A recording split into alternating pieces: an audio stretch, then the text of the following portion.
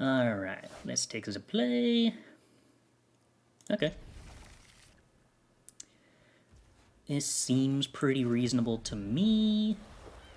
I don't know whether I want to hold up Jwari Disruption on turn 2, playing against an iTwitch deck. That should be pretty reasonable then. Usually it's not terribly important to Jwari Disruption anything out of them on turn 2. I think I just want to try to maximize my chances of hitting my 4th land drop. It does occur to me, however, that Jwari Disruption does not cast Expressive Iteration here on turn 3, because Deserted Beach didn't make red, so that part of this doesn't super work, but luckily we're still basically fine regardless. So this is one of those weird scenarios where we actually do want to hold up Valorous Stance the turn we play Hinata, so we're kind of reliant on, that's a lot of Expressive Iterations, finding another white source for that, which could be a treasure. Hey, alright. That's delightful. I've got another red source off of Spikefield Hazard anyway, so I think I can afford to play the Hall of the Storm Giants here. 3rd red source usually is nice. Lets us actually Galvanic Time Walk, but by the time we get there, we're probably going to have a treasure or something sitting around.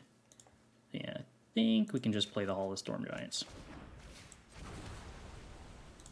No second white source, so we can't play Hinata plus Valorous Stance protection yet.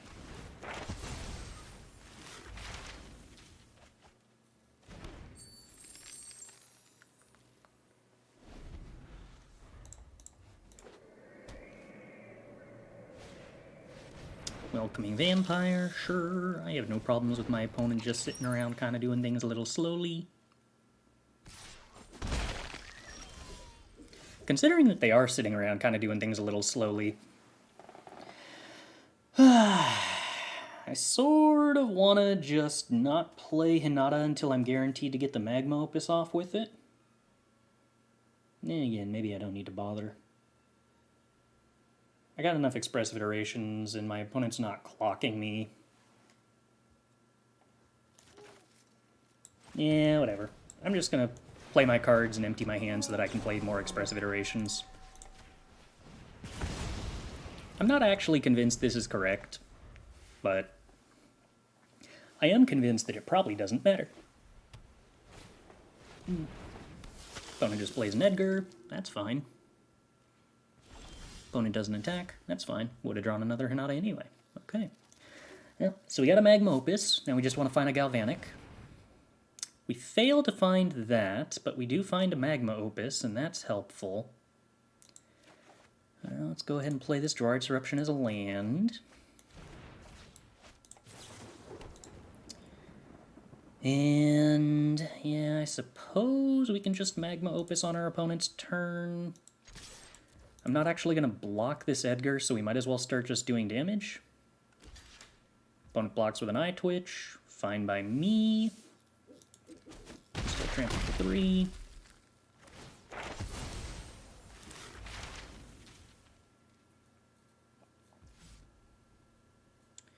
Exile target creature or planeswalker. Yeah, considering they have to sack their Edgar, no, exile their Edgar here, because I'm going to kill the Shambling Ghast, and then pay 4 mana for this, I think I'm totally fine with them having that. Alright, damage, damage, damage, damage. Yep. Target, target. Cast Magma Opus for 2. So if the opponent wants to exile their Edgar and spend all of their mana, well, they can play a land drop and they can get a treasure off the Shambling Ghast, so they might actually have, like, 2 mana here to work with. Oh, hey, Galvanic Iteration. Cool.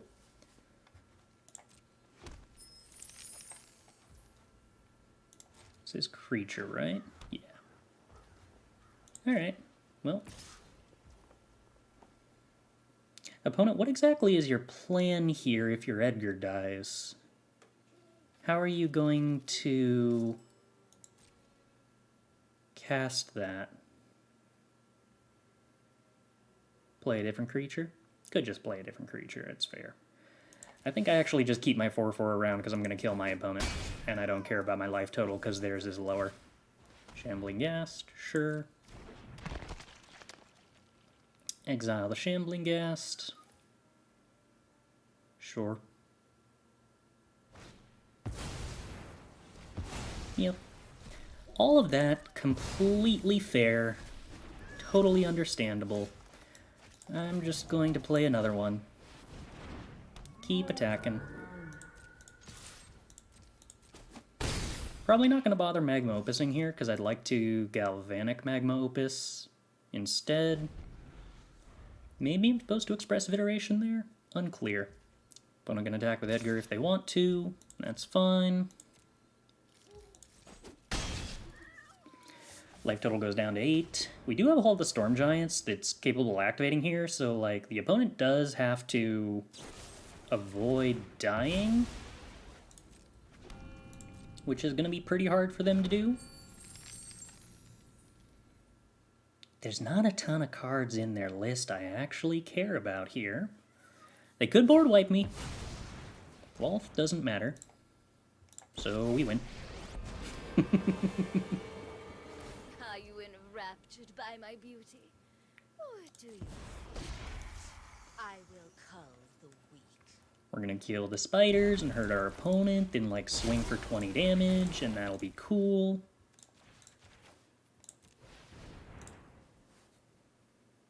Yep. That's just a lot of damage.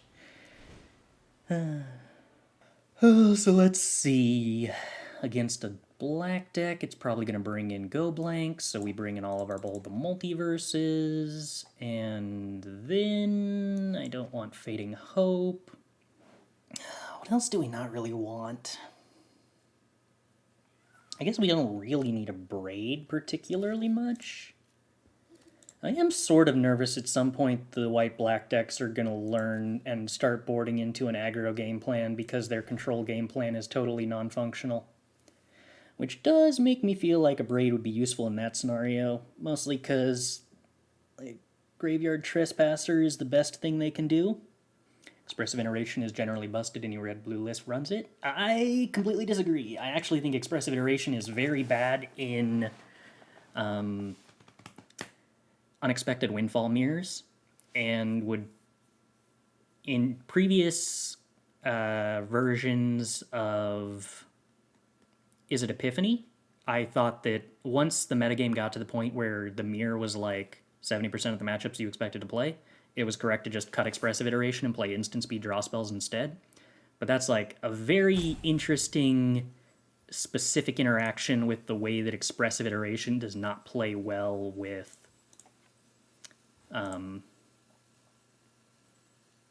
your opponent representing Unexpected Windfall.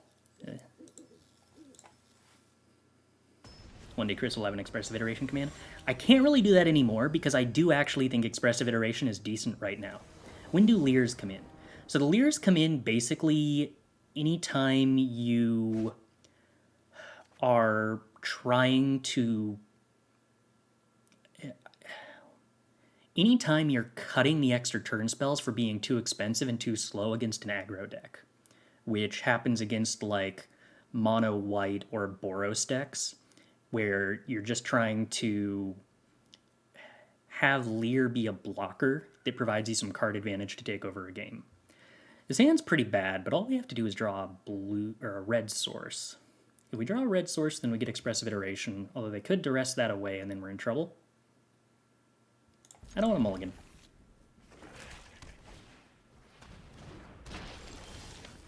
Expressive Iteration helps to hit land drops in decks that can't afford to miss land drops. Yes, but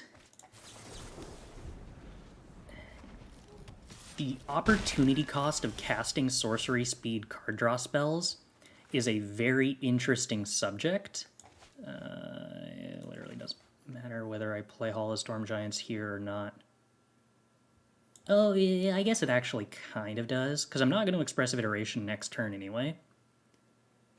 So if I play the Hall of Storm Giants now, I have 3 mana next turn, which would matter if I kept in Fading Hope, but I didn't. But maybe the opponent will play around it in some way. Or I could top deck Celestus, and actually that's hugely impactful. I forgot that was in my deck. Sweet!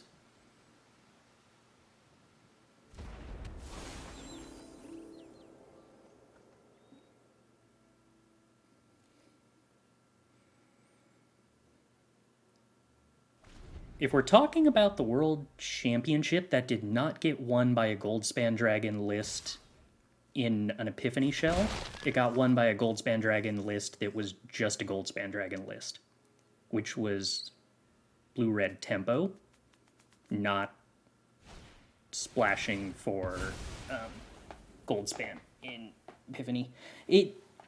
Mostly the reason that previously you would run Goldspan in Epiphany lists was so that post-board your opponents had to keep in removal to respect it, which made their sideboarding plans more awkward than they would have liked. That is no longer the case because you already have to keep in removal for Hinata. So if you add Goldspan Dragons to Hinata, you're not actually accomplishing much because your opponent was already keeping in all that removal, right? So, like,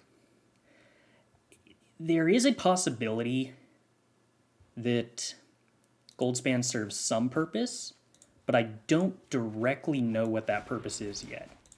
And I would rather just have a straightforward list that knows exactly what its plan is, which is to be a controlling list, which is not what Goldspan Dragon does.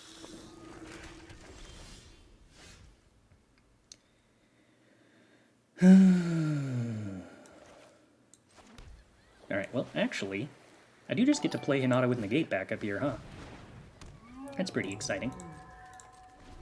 My opponent might be able to Rite of Oblivion me twice. That would make me sad, but... Actually, they can't Rite of Oblivion me twice with this one. They'd have to do 2 out of hand. Yeah, so they pay 5, sacking Edgar. Oh, that's adorable. Alright, well, I'm going to negate that for 1 mana. Can't Jwari Disruption it because it is a treasure. Let's draw an untapped red source. No, it's just a windfall. Ooh. Alright, well... I think we're discarding Jwari Disruption, then, and we're probably using a treasure. No, we successfully draw red sources. Huzzah! Alright, I would like there to not be an Edgar, please. Thank you. Makes my life easier. Okay, now if the opponent wants to kill my Hinata, I don't really care, because my game plan is Galvanic Windfall. If my opponent duresses me, I'll be sort of upset. But if they don't duress me, then I think I'm fine. Bankbuster is not a particularly good card, and will take them infinity turns for it to matter. What are the win cons? If you mean what are the win cons in this deck, your win cons is drawing cards. Everything else doesn't matter. 2, 3... Okay, yeah. Like, you don't need to be concerned about how you win the game. Your win con is to get so many resources that winning the game just happens naturally because there's nothing your opponent can do to stop you.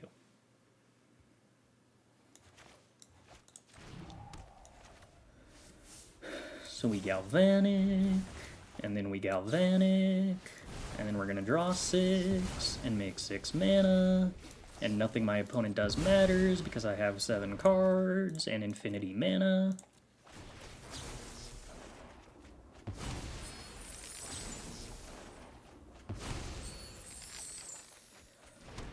And then we have more cards that draw cards. Yeah, taking a bunch of turns is a win con.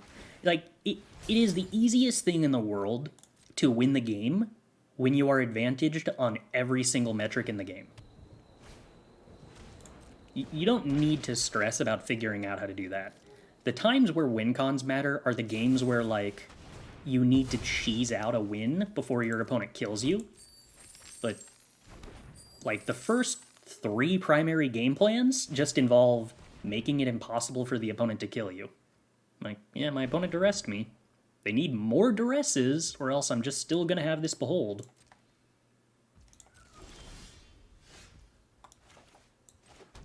Alright, well, we're gonna foretell Behold the Multiverse. I could attack with all the Storm Giants here just to make my opponent's life awkward by starting to clock them.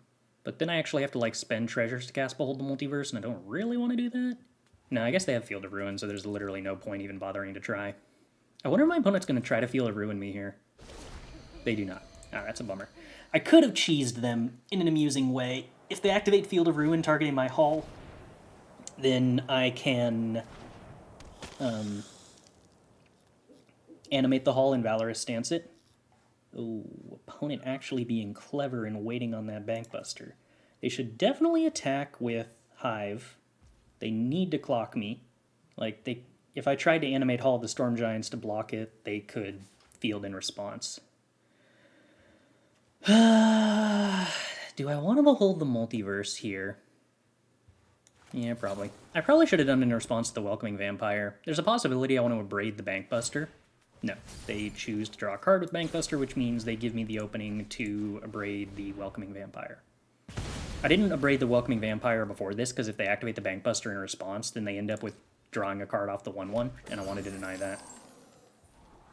And those cards aren't useful. There we go. Alright. Galvanic and Opus win the game. Easy peasy.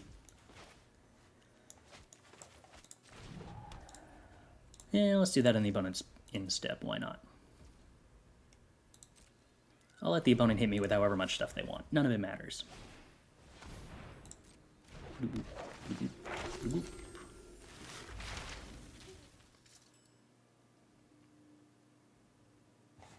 Mascot Exhibition, that doesn't matter. Professor of Symbology, that doesn't matter. Do I like jazz? I do, although I don't spend a ton of time listening to non-vocal music. Yeah, one can attack me with whatever, I don't care. It's just fewer creatures I have to tap down at the end of turn.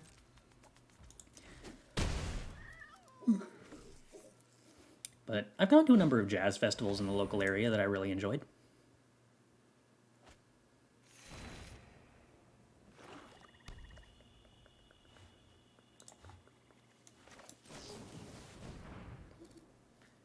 One Galvanic.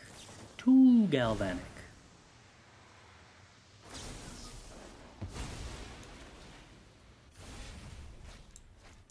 Boop. Alright, we're going to kill that, and then do 2 to the opponent. And we're going to tap down this land and this land.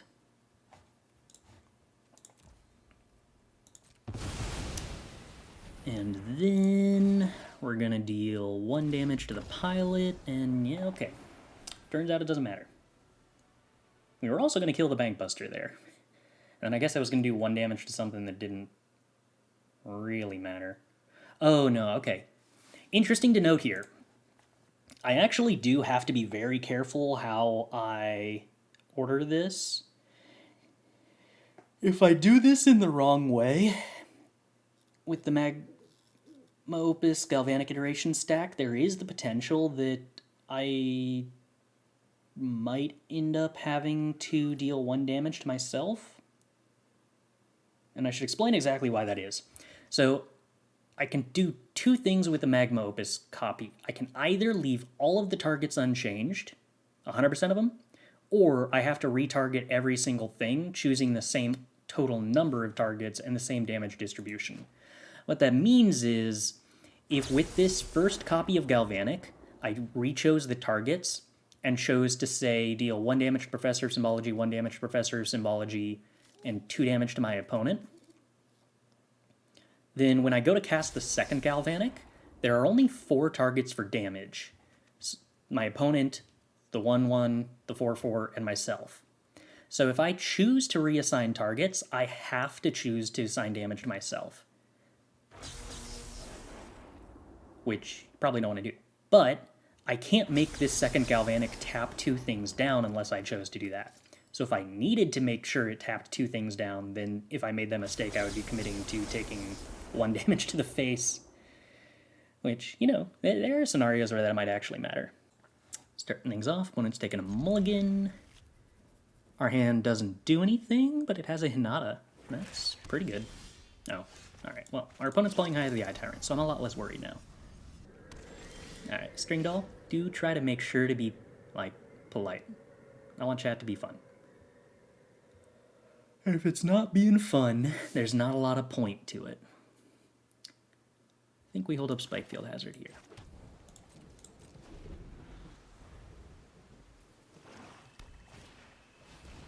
Hey, cool. Ambitious farmhand, we get to Spikefield Hazard, but otherwise our plan for the time being is mostly just chilling and making land drops. Okay, so opponents on black-white actually playing snow means more grindy and play... Jeez, okay. I do not need this many Hinatas, but at least that lets me throw them out. But it means the opponent's actually on Blood on the Snow, usually means more Planeswalkers. Very happy to see no Planeswalkers on 4. Sorin would be sort of annoying in this spot.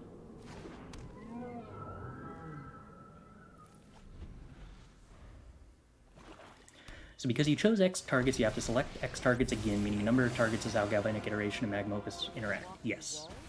No! Kaya actually gets to exile Hinata. That's inconvenient. Alright, here's another one. I'd like to draw Magma Opus. You have interaction for Hinata, opponent? Yep, they do. Well, now if I play the other Hinata, Kaya just winds up down-ticking on it. Maybe I'm okay with that, though. I mean, I'm kind of just on-plan buying time anyway. And if they trade their Kaya for Hinata, then sure, whatever.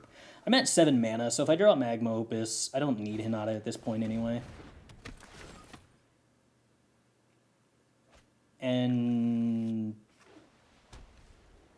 they kind of have to down-tick the...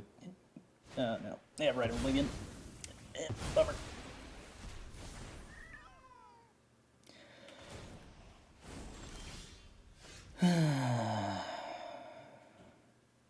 Am I supposed to make this land drop or loot it away? I think I'm supposed to make the land drop. I need my 8th mana, and I have to be concerned about them down-ticking Kaya on the Celestus at this point anyway.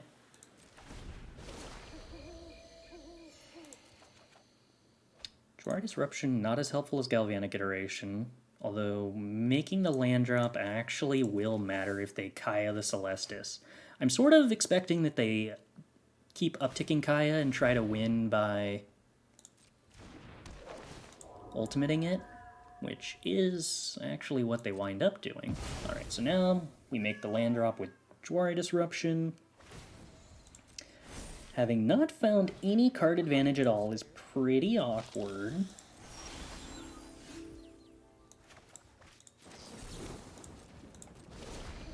We will need to accomplish that before the Kaya ultimates and just keeps bringing itself back. Admittedly, we actually are playing a deck that can beat a Kaya emblem, but we have to top deck something in order for that to be relevant. Opponent drawing cards instead of making 1/1s is lovely. Alright, well, we're going to keep making land drops for the time being. We beat these decks by playing an embarrassing amount of card draw compared to them, so it is not terribly good here. Alright, can they choose not to make us discard a card? Yes. They should choose not to make us discard a card. Thankfully, they make us discard a card. That's a good start. Alright, so both of those have ghost counters. That's not very helpful. Putting them back in hand when they get to replay them immediately isn't nice. But I take less damage. Kaya's threatening to ultimate. This is Menace. I could force them to put both of the cards back in their hand. If I Galvanic, slows them down at least a little bit.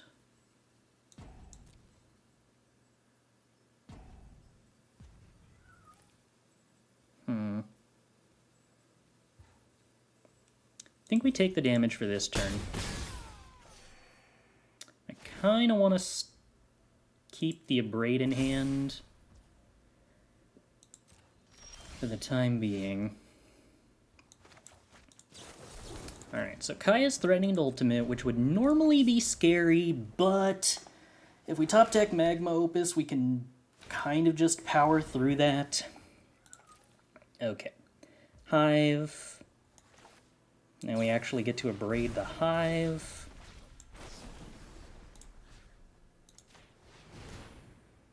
and the Scavenger. And they don't immediately, without making a land drop, have the mana necessary to replay that Scavenger.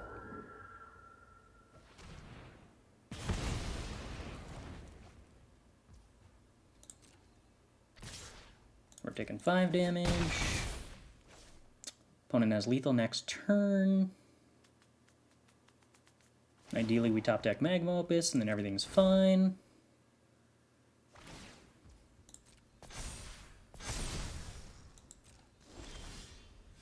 Top deck Celestus, which isn't helpful.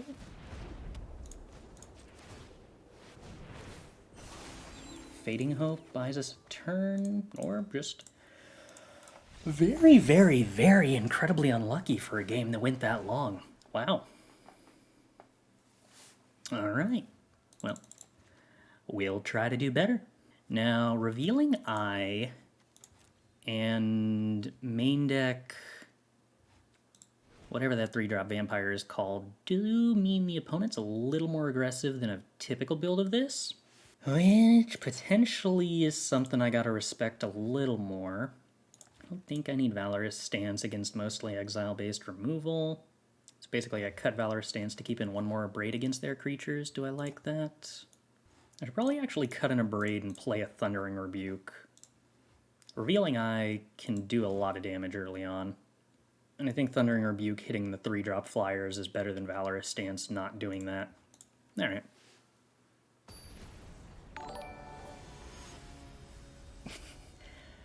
Rexen69. Renin69.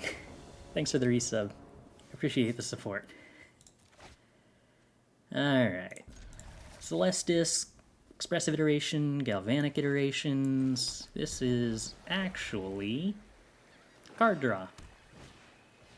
Alright, Concealing Curtains is not a duress, that's a good start. All the Storm Giants is a very awkward thing to draw into on turn 2, but I would probably prefer to turn 3 Celestus over turn 3 Expressive Iteration. Check for traps, we'll negate that because that takes Expressive Iteration and I'm not really interested in that. Windfall is cool with Galvanic Iteration. Alright, now do we get hit by a hand-hate spell taking Expressive Iteration? If they don't do that, yeah, we do. If they make the mistake of taking something other than Expressive Iteration, we're pretty happy. Sweet, they made that mistake. That's a good start. We get to loot away the Celestus. Play Expressive Iteration, draw some cards. Alright. Behold the Multiverse is probably one of the better hits we could have had, so that's cool. We get to foretell Behold the Multiverse and protect it. I need them to not exile my Galvanic Iteration. Bloodvial Purveyor. Oh, alright, that's not a terrible idea to sideboard into opponent. I kind of dig it. It's a cute way to get aggressive. I sideboarded out most of my answers to that. Not what I was expecting. Ooh.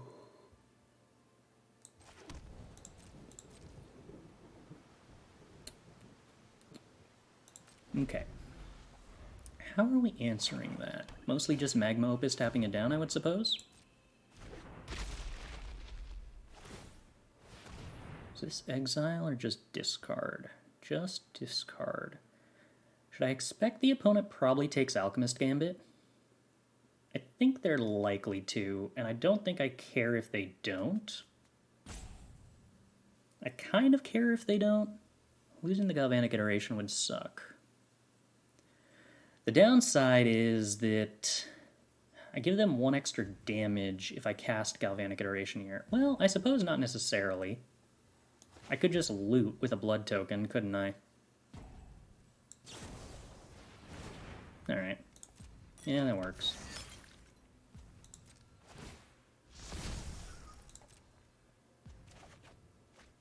Land not super helpful. Alright, so I need to bring in both Valorous Stances next time. I think I do still Behold the Multiverse now. Because there are removal spells Oh, wait, are there any removal spells I could hit for Revealing Eye here? I think there actually aren't, which means I just played into Duress for no reason.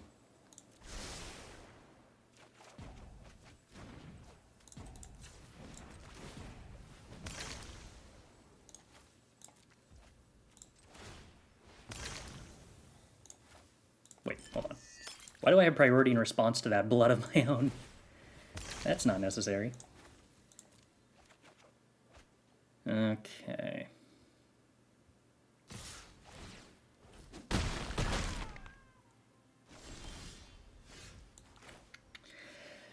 We failed to hit Magma Opus off of all that, which is a pretty significant problem, yes.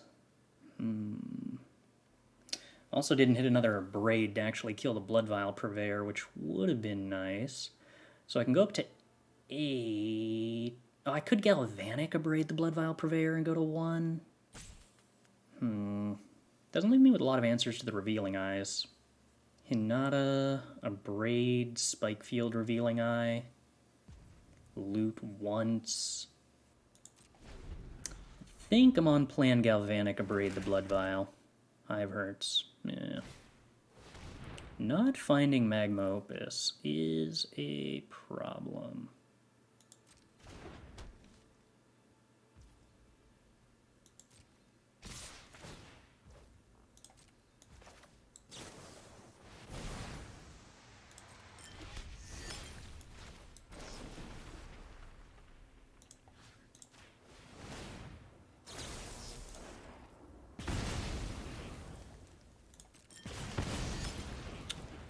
Alright, down to 1. Inconvenient. Oh yeah, I should have done that at sorcery speed. I got distracted because I saw that my timeouts were on 0.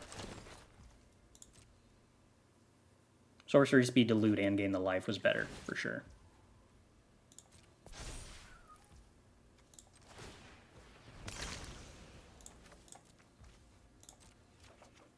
There's a Magma Opus. Alright.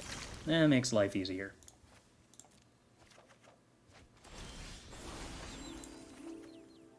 And more. Okay. I almost got scared there for a second.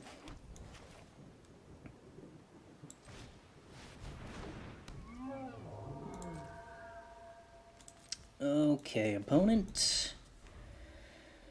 What are you gonna do? Kaya, huh? Alright. Presumably that means exiling Hinata?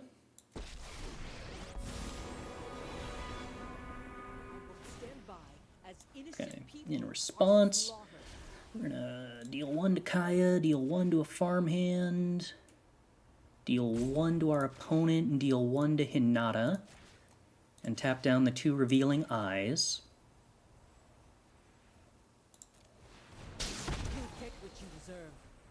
Galvanic, huh? It'd be nice if I was gonna still have a Hinata in play, but I could avoid casting this. I'm supposed to avoid casting this Magma Opus, yes. And we're just gonna exile the Kaya then.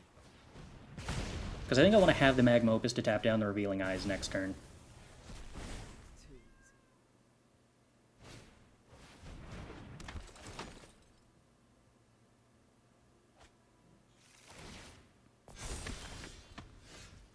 Alright, got a land.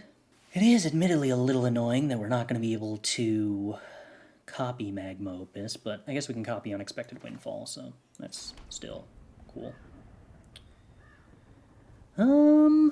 Let's see. Is there any incentive for me to let them attack with Revealing Eye? I'm going to be at 3 life, so I'm going to have to deal with both Revealing Eyes. No, so I have to cast Magma Opus before they attack, huh? Well, we definitely pass. The question is, do I attack with this 4/4 and try to start clocking them or not? I'm going to kill all their creatures. I'm going to prevent 100% of their creatures from attacking. No, I can't, because I can only tap down 2, so I have to not attack. Well, I could kill 1, be at 3, have a 4/4 to block the other creatures, but And maybe I actually could attack. Oh well, I don't need to. That's the important part. Jwari Disruption, not terribly helpful. Hive fired up. I think I would rather kill a Revealing Eye than a Hive, probably. Is that true? It takes them a lot of mana to fire up the Hive, but the Hive is more protected against board wipes. I'm gonna get to kill the farmhand if I kill the Hive. I have Abrades in my list. I think having Abrade means that I do 4 damage to the eye. Because the Abrades can handle the Hive.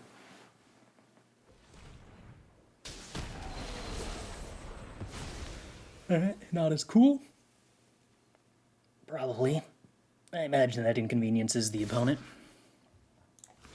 Okay, so they want to draw cards rather than make creatures. Interesting.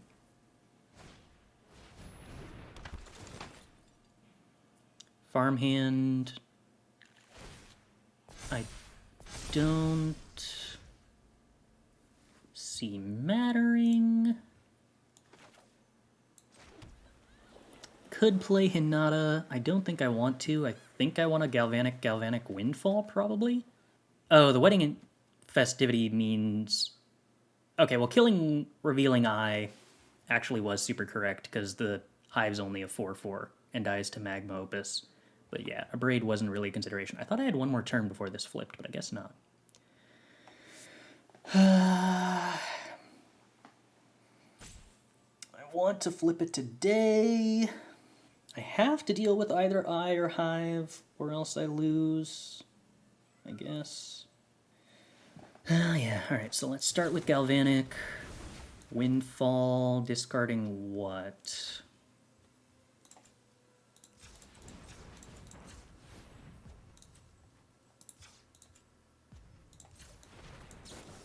Probably Expressive Iteration in this spot.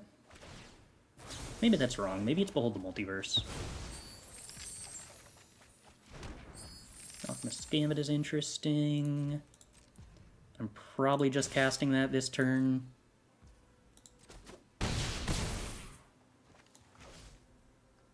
Oh, can I set it for lethal somehow next turn?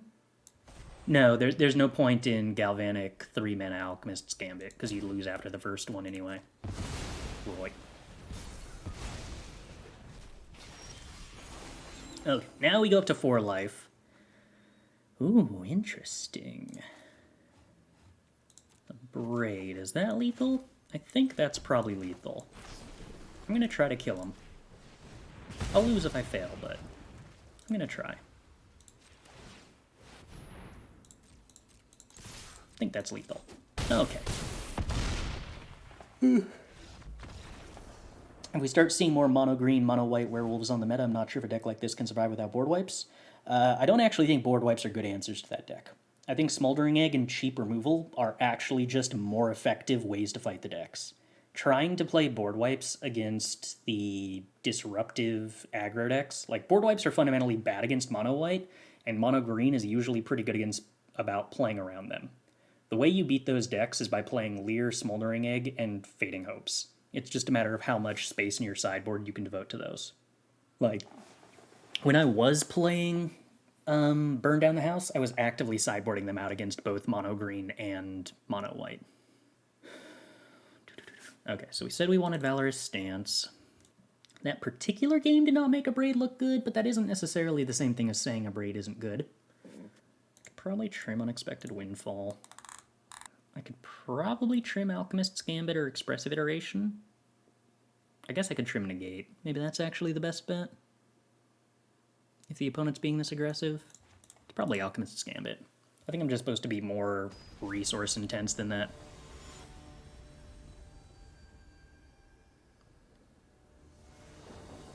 What decks would you keep them in against? Burn Down the House, at least previously, yeah, pretty much nothing. And that's why they're not there. Both Negates in a matchup where Negate is not stellar. I don't mind one Negate, because it at least counters a turn 3 go blank, which would otherwise be a little annoying. been seeing little mono white on the ladder. That's a consequence of black white aggro or black white mid range just completely dumpsters mono white to the extent that like mono white can't exist against it. The cheap 1-drop sack creatures are just so absolutely phenomenal that mono white kind of just had to stop existing. No, not my Abrade. Alright. Well, the opponent's got some game plan that involves not caring about negates, and also actually caring about Abrades. No, absolutely not. No wedding announcements when I have no card advantage.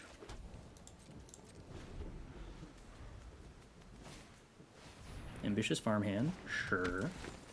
We do get to Spikefield Hazard that, or could ignore it.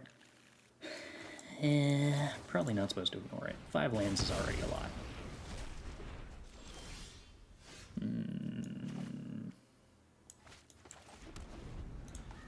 I do actually have the Valorous Stances in my deck, so I kind of care about... Wow, playing Legion Angel, huh? Yeah? I can't do anything about that. There we go. Okay, Behold the Multiverse is nice. So we get to foretell that. Pass the turn. Abrade the Legion Angel, I suppose. Can't afford to take that much damage.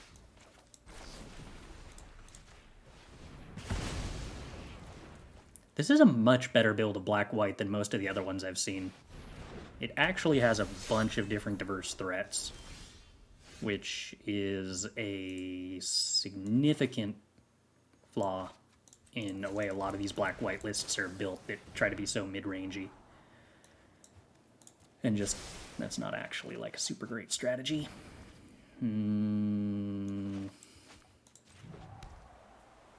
I'm definitely not in a shape where I'm going to be able to beat these Legion Angels unless I draw like Magma Opus, Galvanic Magma Opus, huh?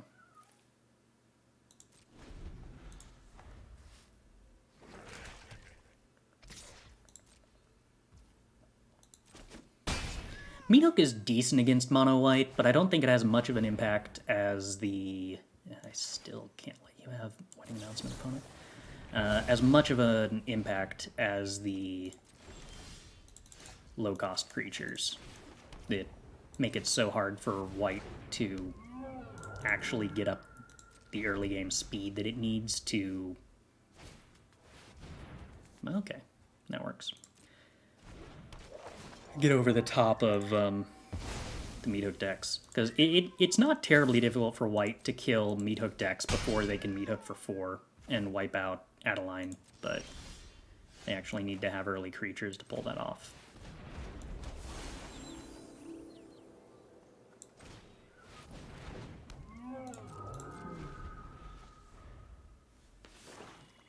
I'm pretty comfortable blocking the Legion Angel if they'll let me, but they won't let me.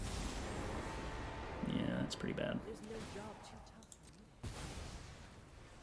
Alright. Well, game plan now is to top deck a Magma Opus.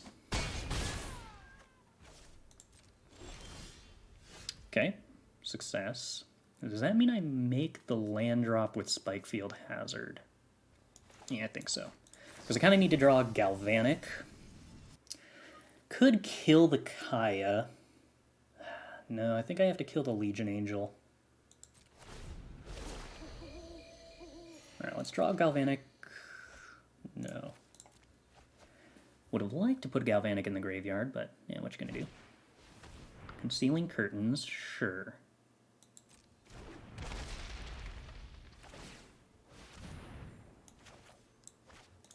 So this does stop them from losing the Skyclave Apparition. Well, hold on. This means they're not actually playing the Legion Angel this turn. So I could just choose to tap down the Legion Angel. I'm in a rough spot if I do that, though. I'm in a rough spot if I don't do that. 4 damage in the air. I mean, I can just draw into removal spells, I guess. I feel like getting the Kaya off the board is important, but this is potentially just a mistake. Alright, let's get rid of that as well. So this puts 2 4/4s on the board.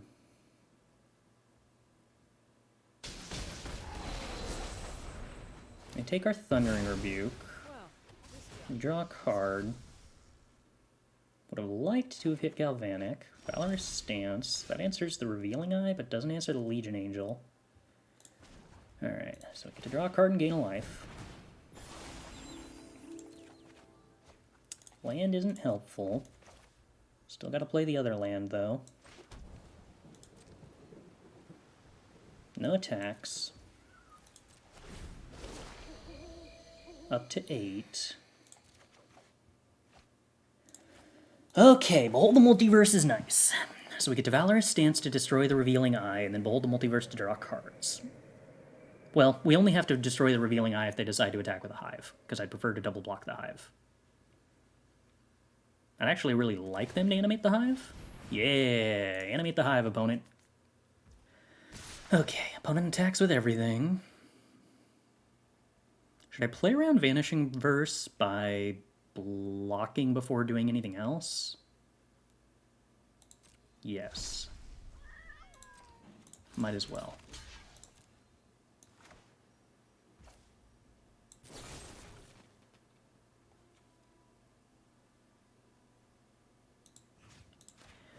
And then we kill the eye. Okay. Down to 4. We behold. Galvanic's not bad. Time Walk? Time Walk? Just a Windfall. Okay, so we Galvanic Windfall, flips it back to day, puts us out of range of Legion Angel. Opponent has nothing with haste.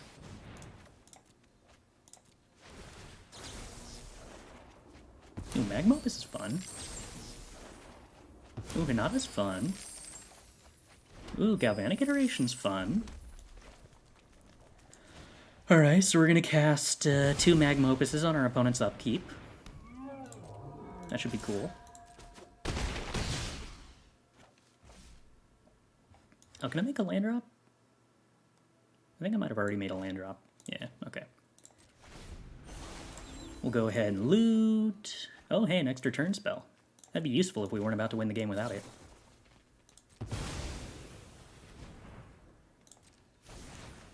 And then we Magma Opus, and we deal damage, and we deal damage, and we deal damage, and we deal damage.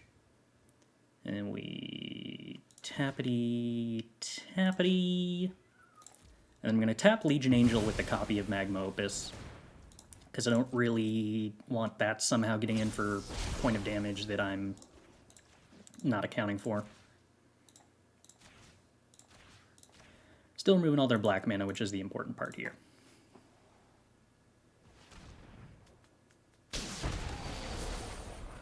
I'm kind of... It is very amazing with this deck, right? How it's like, oh, we're losing. I don't know how I win. I can maybe avoid dying next turn. Oh, I win. I do 20 damage to you. Cool.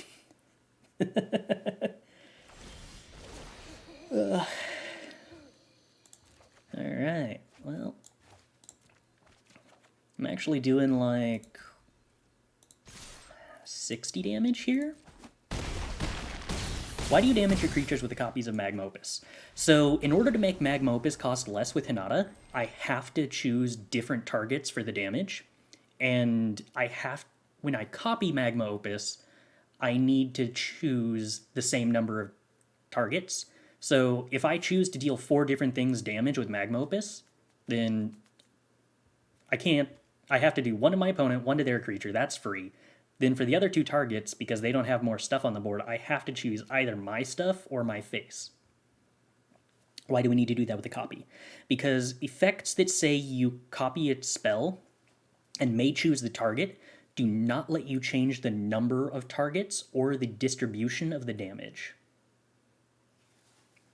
So we are required to choose 4 different things for the copy still. This hand's awkward, but we're on the play, so really I don't care how awkward things are. I'm just going to play Expressive Iteration on turn 3, right? Standard's like 75% goblins, right? Yeah, not quite, huh? Not quite. Mono green, huh? That actually makes this a little bit more awkward. Because I really want to hold up Jwari Disruption, but I also really want to play Unexpected Windfall next turn. And in order to do that, I need to either play Expressive Iteration or Jwari Disruption, or both. Alright, opponent. I'm just going to let you have your 3-drop. I'm generous. Yeah, okay. Not really terribly optimal, but we at least hit a land drop. I shouldn't complain. Should not complain that my divination is slightly suboptimal.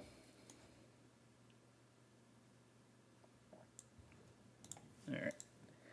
So we're gonna cast an Unexpected Windfall here, hoping that the opponent doesn't play anything too terrifying. Hopefully Old Growth Troll is scary, but at least not like Cat Cart. Alright. So we get rid of Spikefield Hazard, play Windfall, drop not Hinata, huh? Okay.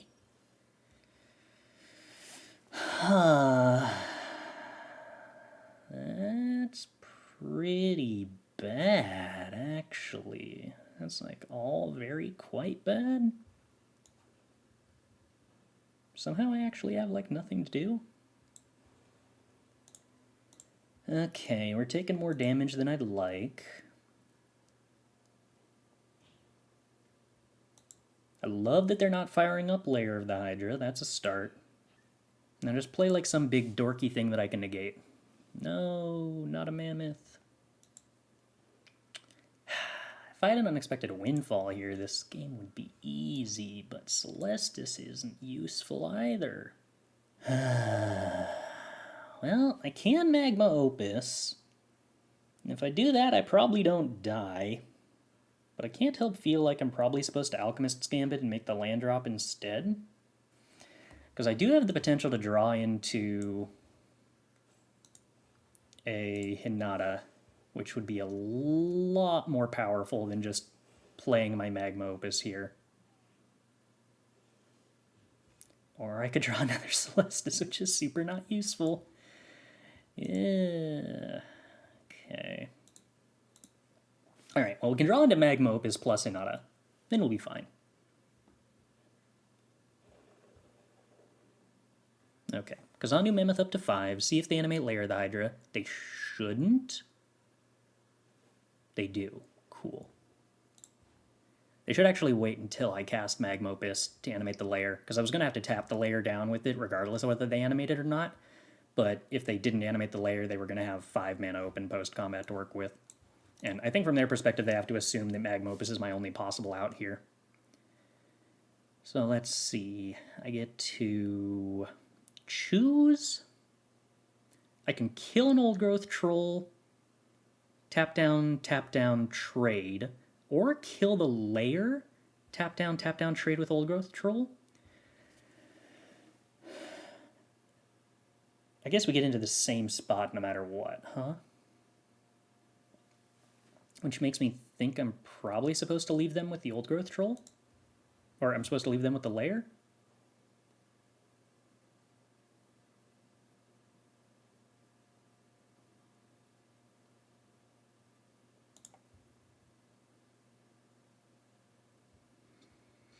No, that's probably just untrue. I'm probably supposed to trade with the Lair.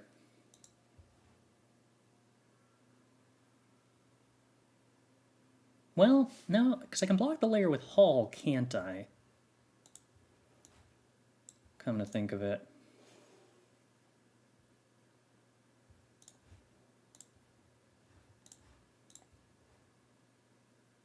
I think that's the logic I'm supposed to operate on. I'm giving them a lot of extra mana by killing both Old Growth Trolls. But maybe that's okay? If I'm forcing them to actually put that mana into Lair that I then get to interact with. We had Magma Opus plus land drop, so that's something. And we did not hit Hinata, which is kind of painful. Okay. Not being able to play the Celestus on any of these turns is pretty awkward. Alright. You got a land drop opponent? Yes, which makes Kazandu Mammoth annoyingly large. Am I supposed to Magma Opus to kill that now? 1, 4, 7. I don't think so. Storm the Festival. Wow, do I care about that at all? I could just let that resolve. Theoretically, that could be scary, I guess. Think I'm supposed to negate that? They've already made their land drop, so they can't do 3 damage to me with Lier the Hydra. Yeah, I can't hold up all the Storm Giant here, unfortunately, opponent. Would really love to draw Hinata. Game would be very easy if we just drew Hinata.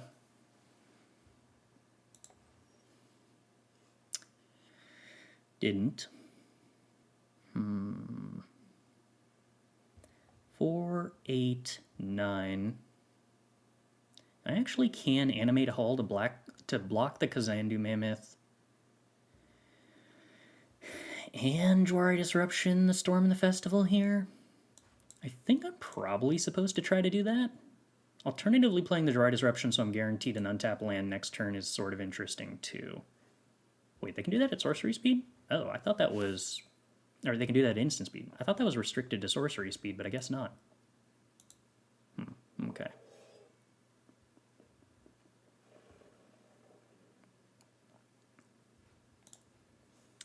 There's the Mammoth. Are they going to make the mistake of animating the Lier again? Did not learn their lesson, 'twould seem. Okay. Well then... We get to deal 4 damage to this.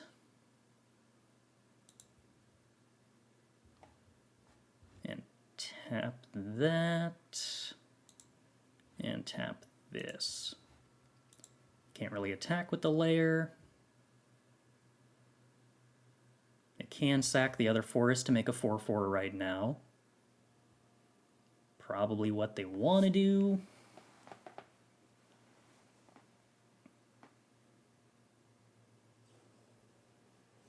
Oh, yeah, I guess I should have played around that. Yeah, that's bad. I just forgot that was a thing that existed. The fact that they didn't animate the Lier of the Hydra for more than that was a pretty strong indication that they had some kind of pump spell. Should I have tapped the Lier in response to its own activation? I guess that doesn't matter. Snakeskin Veil. I don't know why I wasn't even thinking about Snakeskin Veil.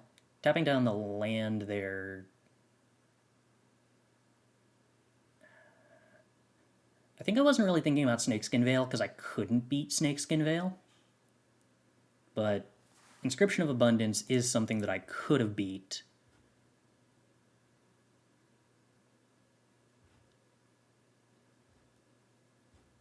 And should have thought to.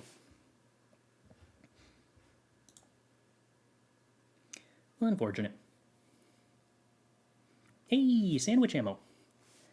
Oh, also I should turn the sound on. Sandwich ammo, thanks for the sub. I appreciate the support. Okay, so we want Lier. We want Valorous Stance. We want Thundering Rebuke. We don't really want Smoldering Egg. We don't really need Negate. What else don't we really need? I don't need 2 Celestus. I could wind up cutting Alchemist's Gambit in this matchup. I think that might be right. I also might not need 4 Abrades, but well, probably supposed to. Storming the Festival indicates a build of mono green that I probably should want Negate against, but... alright, we'll cut an Abrade. What if they have a cat card? What if they have cat card? Is that the end of the world? Probably not. I don't know.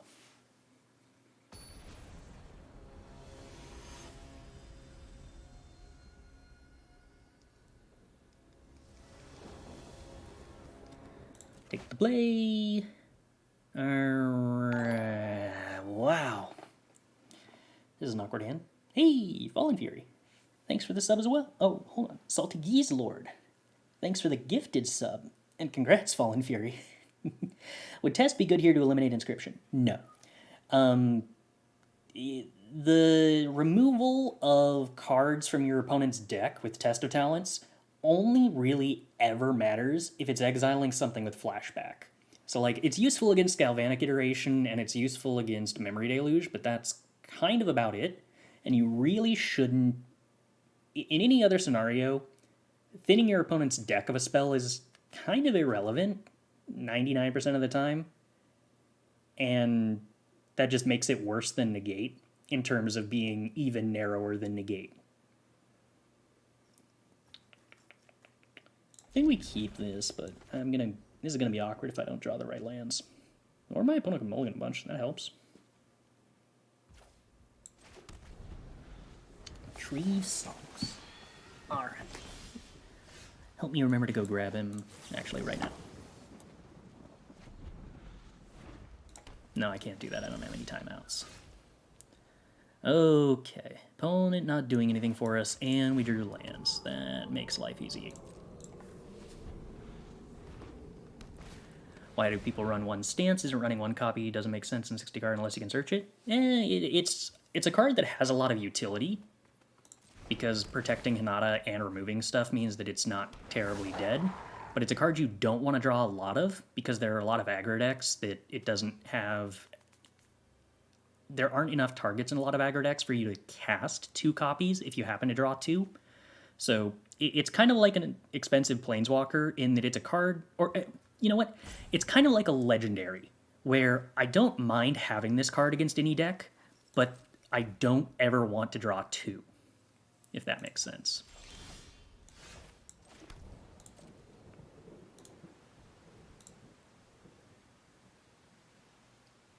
The sideboard is so that we can bring in the second copy when we have a matchup where it's actually good, and honestly, for the most part, that's actually just Hullbreaker matchups, because it's the only good card in our colors that kill Hullbreaker.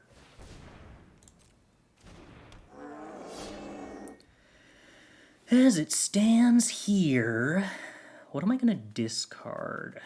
I don't actually want to discard any of these. That's the sad part. So I kind of want Valorous Stance to protect Hinata from fight spells.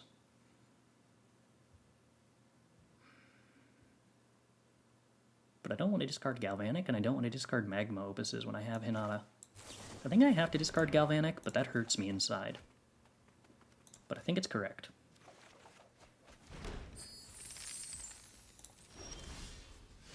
Ooh, alright. Thundering Rebuke's cool too. We actually get to make a second white source, which was actually probably a mistake. I played the second white source because I wanted to be able to protect Hinata with Valorous Stance without... No, come on, deck. I know I'm broadcasting what's going on, but without spending any treasures, but I can't use dual lands on white to cast 2-mana Magma Opus or Galvanic. I kind of can here because this is a 3-mana Galvanic and not a 2-mana Galvanic, I suppose, but specifically trying to go like on 4-mana Galvanic Magma Opus with Hinata in play, Needleverge Pathways are useless. But I don't think the opponent's really going to be able to do anything about it. Hinata is just absolutely stellar to have in play against green because it makes all their spells cost infinity more. Plummet? Wow. Okay. I would like to have my creature have indestructible, please. I wonder why they waited to do that until after I blocked. Oh, they thought I was going to block the Old Growth Troll and then give it indestructible? Or at least they were willing to play around me making that mistake. That's fair.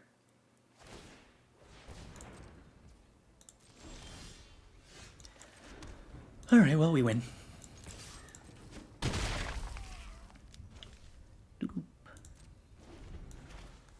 I would like to cast Galvanic Iteration. Then I'd like to make Magma Opus. Target that and this and this. Yup. Submit 3. Tap down that and that. Deal 2 damage to the Old Growth Troll. Actually, hold on. Cancel? Cancel. I actually got a better plan. We're going to attack that and that and that. Then we're actually only going to tap the forests. That way, if our opponent's Old Growth Troll actually does die, it goes onto a land that's tapped. And I don't really care about if the Lair of the Hydra gets animated here. Okay, cool. If they animate the Lair of the Hydra for 3 here, and then hit me, try to attack into my 2 4/4s that I keep forgetting actually exist when you cast Magma Opus, because getting 4/4s for 2 mana instant speed seems wrong. That's just totally irrelevant.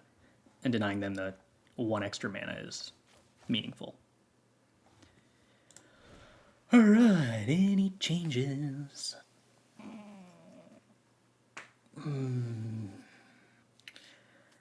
I feel like... Howdy, Alex. I'm doing well.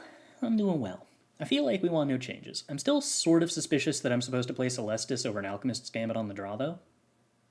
But I don't actually have that many Abrade, or that many Fading Hopes. I'd like that line better if I had like 4 copies of Fading Hope, but alas, I do not. Smoldering Egg is the other card that I'm a little uncertain of. I've seen times where it felt correct to board in Smoldering Egg against mono green, but I don't feel like I can afford to lower my curve at all. Really, Alchemist's Gambit and Galvanic Iteration are the 2 cards that I'm not sure I understand this deck enough to know what I'm supposed to do with against mono green. There are times where I felt that keeping Epiphany was okay against mono green, but this isn't Epiphany. It doesn't make birds. If I was on the fence about Epiphany before, then I'm probably not supposed to have Gambit against green. Which leaves me wondering whether I'm supposed to have Egg or Abrade. I could also play Negate. My opponent's playing Plummet. I guess 1 Negate doesn't sound terrible.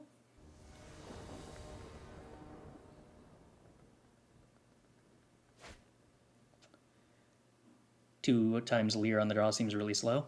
It's better than you'd think, mostly because you have Fading Hopes that make Lier like 6 mana stabilize. But again, would be better if I had more Fading Hopes. It's possible Lier just isn't necessary with a Magma Opus plan post-board. Now, that could be entirely true, in which case I should just be playing, like, some other removal instead of Fading Hopes and Liers.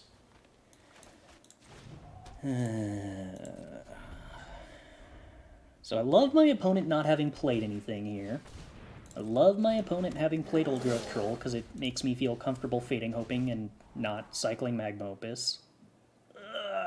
I gotta keep Expressive Iteration on the top, and we have to hope. Hope. Lands! Yeah. No, that was definitely how we could lose this game. Alright. Yep, life is tough. Okay, land drop. Sure. Yeah, well...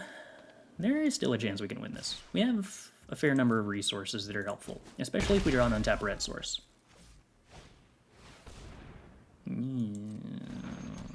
Kinda hate Chariot with a passion here. That sucks a lot for me.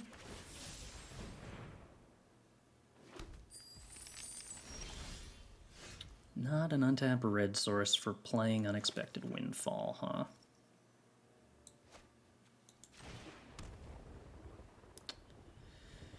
Not good, but possibly... We might actually still stabilize this, because I do have Galvanic Magma Opus next turn, and Valorous Stance to protect Hinata this turn. So despite how horribly this has gone, other tapped creatures you control have Death Touch.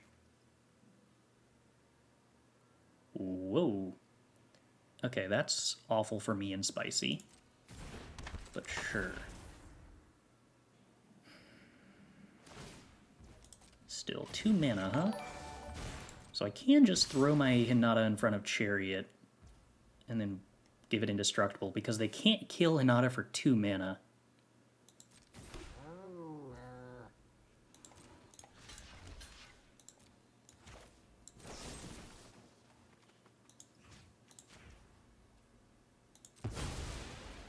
It's important I do this by giving it indestructible instead of blowing up the Chariot, because they can play a 1 mana fight spell post-combat, but That doesn't do anything if, you know, I have a creature that's indestructible.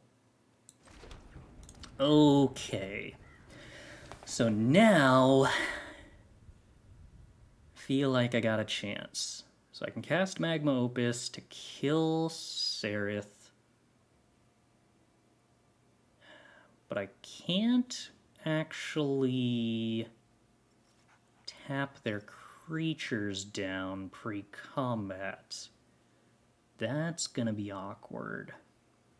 But I guess I do get 2/4/4 blockers post-combat, which is probably fine. Probably fine. So I think I just race. Yeah, I feel like I'm the aggro deck here.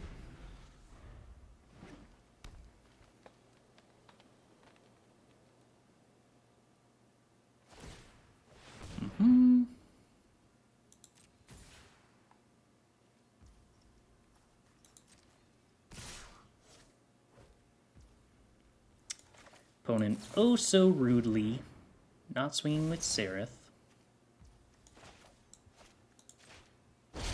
Alright, target, target, target. Tap, tap.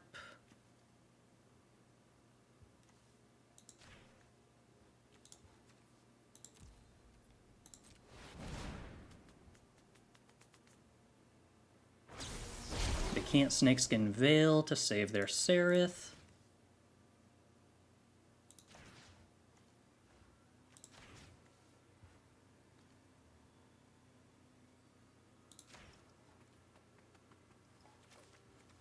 That 2 damage on that? Yes.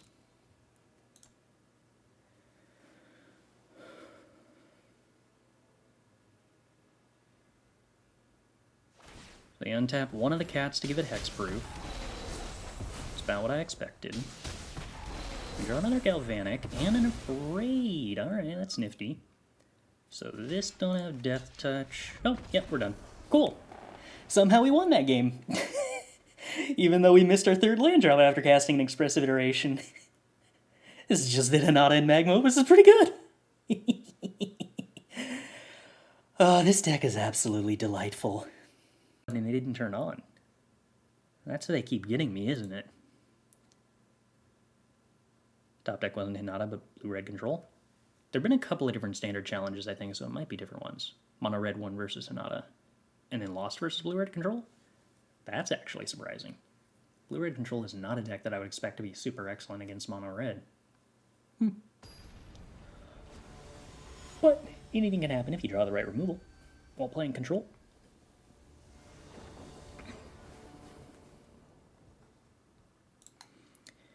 If blue-red control has good matchups against other stuff, I don't think that it's a bad choice. I think that it's got a worse matchup against aggro than the Hinata decks, because I think all of the advantages of the Hinata decks are basically specifically advantages against aggro. But straight blue-red control probably better off against Hinata decks in the pseudo mirror, just because Hinata and Magma Opus are not actually super stellar cards in the mirror. We're on the draw. We have 2 Galvanic Iterations that have nothing to do. We have an Expressive Iteration, but we're on the draw. I say we keep it, hope the opponent plays something that I can Spikefield Hazard, and then I can Expressive Iteration on turn 3. Challenges aren't very high level, especially when people don't have access to new cards. I can believe that. Okay, well, now we're actually going to play the Spikefield Hazard because we can actually just Abrade on turn 2. And we're hoping we're not playing the mirror, we're hoping we're playing against red-white aggro. Because that would be a much, much easier matchup than the mirror. The mono-red deck is interesting. I do like it. Okay, Mardu.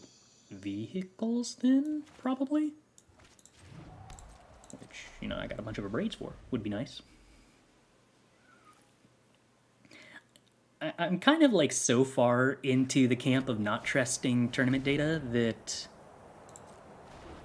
I kind of loop all the way around to all data in Magic is sort of useless. Get to Fading Open Scry, that's cool.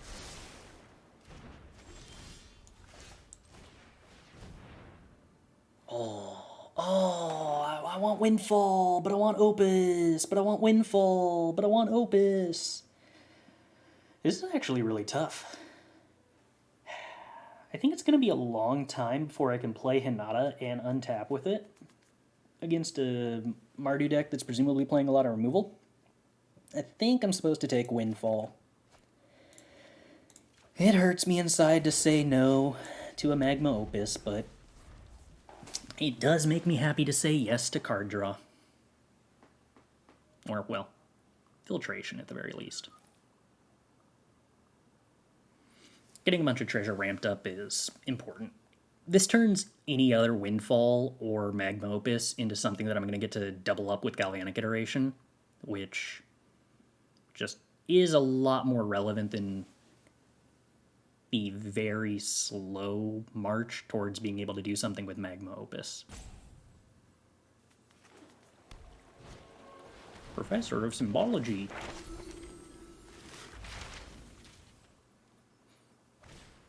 You see a lot of best of 3 lists lately jamming learn cards that,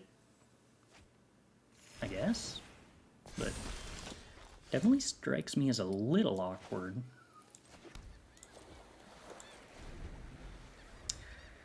So I guess I can get rid of lands at this point, probably the Hengegate Pathway, I'm assuming, now that I actually drew a white source. Then is running Esper with Kaido and Professor.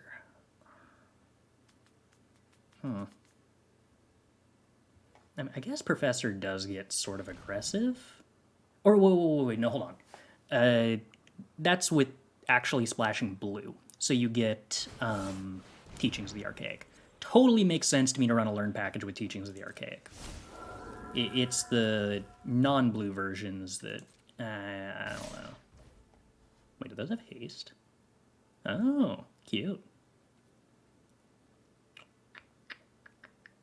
Yeah. Alright. Nothing worth me spending treasures here. Does stick around? That's going to be pretty good with Wedding Announcement, huh? It transforms at the end of this turn. Awkward.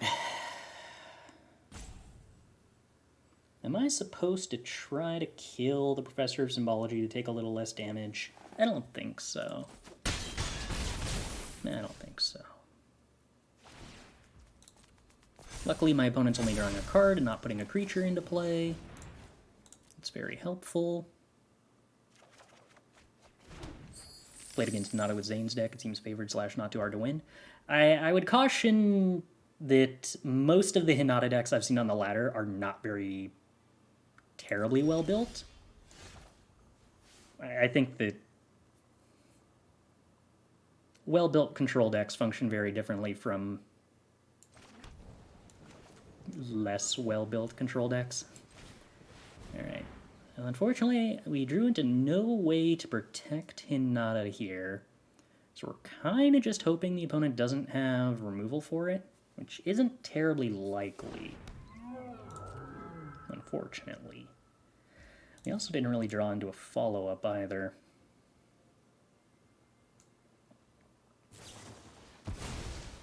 Okay, Village Rites, radical. I assume that means they don't have an answer to Hinata.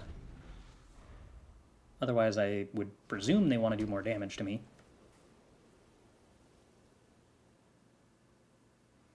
Go Blink is good, but also Durestris takes some of the combo pieces. Yeah, you don't really need to combo with Hinata, though. You just need to draw more cards than them.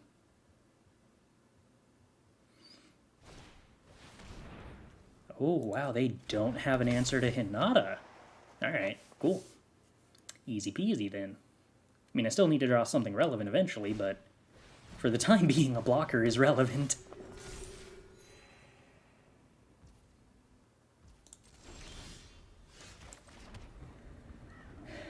I could take an extra turn with Alchemist's Gambit, and the only cost would be a treasure. Wait, why would I do that? No, I can take 2 extra turns next turn. That sounds better. We're going to do that instead. I forgot I could do that temporarily. Ugh. Alright. Opponent draws a card. Is this the answer to Hinata they were looking for? Oh, please tell me... Okay, I do still have an island in the deck. And this is why we play basics. Because other decks that are 3 colors occasionally randomly play Field of Ruins just to make you sad. At the beginning of combat on your turn, you may choose 2. Each mode must target a different player. Target player puts a +1/+1 counter on each creature they control. Only spells. That sounds pretty bad.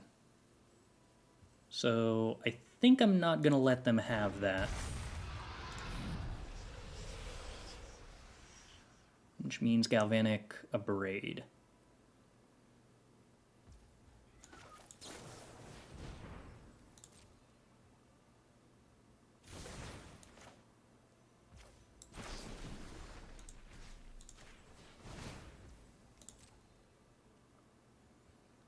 Because yeah, them getting to Anthem everything here seems like a bad deal for me, regardless of which other mode they give me.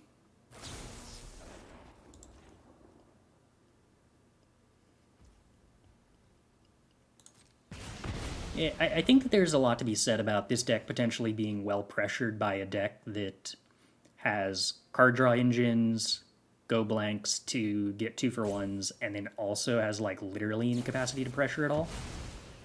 Okay, Deadly Dispute's fine. I think that that definitely could be a build that actually has game against this.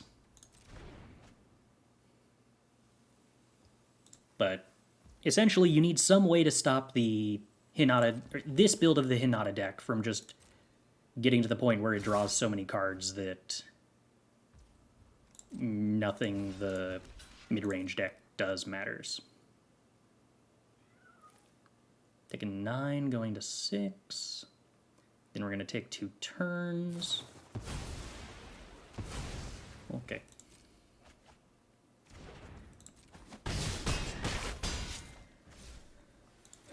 Hopefully we find some card advantage in that time, or else we wind up in trouble. We get to Galvanic. Take 2 extra turns. We do 12 damage, put the opponent to 12.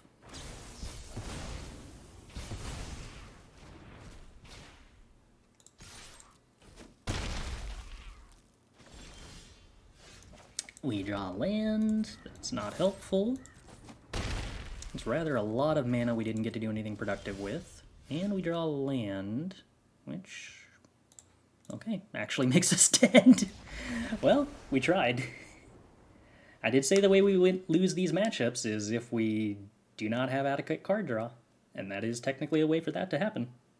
These personalities, do not ask me about your personal card choices, I've already solved the format. I mean, I have already solved the format, but you're welcome to ask me about other cards.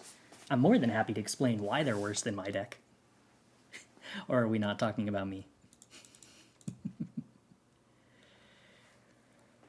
I wish I knew more about how aggressive my opponent's deck was, because the way this played out here makes me actually want Smoldering Eggs.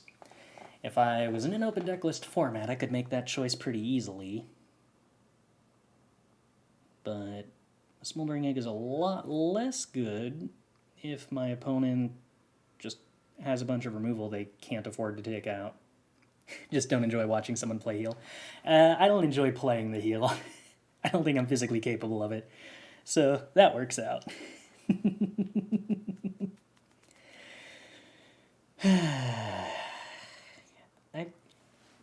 Last time that I cut Valorous Stance against one of these black-white decks, they made me very sad by suddenly having mono 4 toughness creatures, but I'm going to do it again anyway. I'm still just going to default to the assumption that I'm supposed to expect them to be on mono card disadvantage game plan post board and board accordingly. You do look like a Bond villain when you have socks in your lap. I mean, I can be a villain, but a pleasant villain, right? The face antagonist.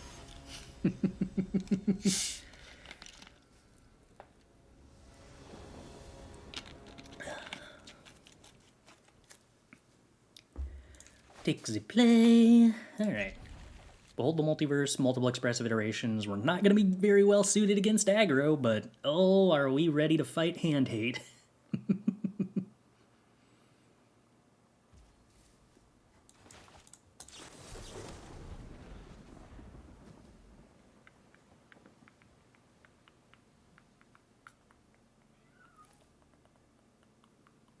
We've only lost 1 game so far, right? Oh, no. We started at 27. Ended last night at 21. So we actually are above where we started.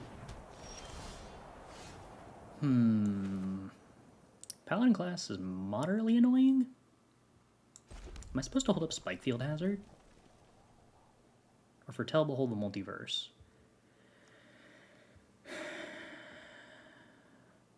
I think I'm probably supposed to hold up Spikefield Hazard. I think I've got enough going on with Expressive Iteration that it's not a huge priority to foretell Behold the Multiverse here. And having Spikefield Hazard to kill Professor of Symbology on this turn, I think is an important amount of tempo. Is this a Don't Sleep Until Rank 1 stream? No. This is see how much closer we can get to Rank 1.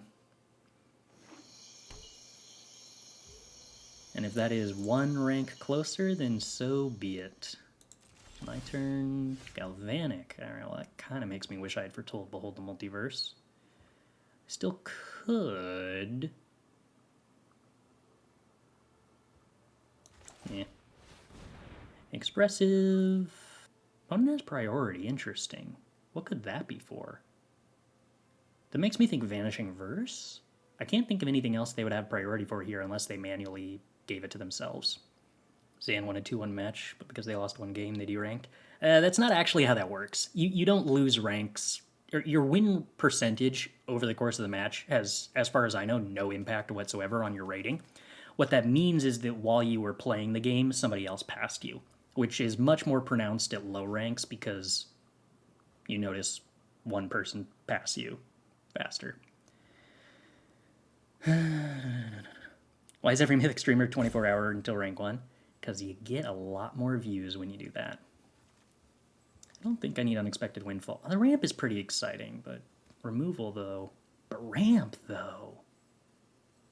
But I can't play a 4-drop next turn anyway. But ramp, though.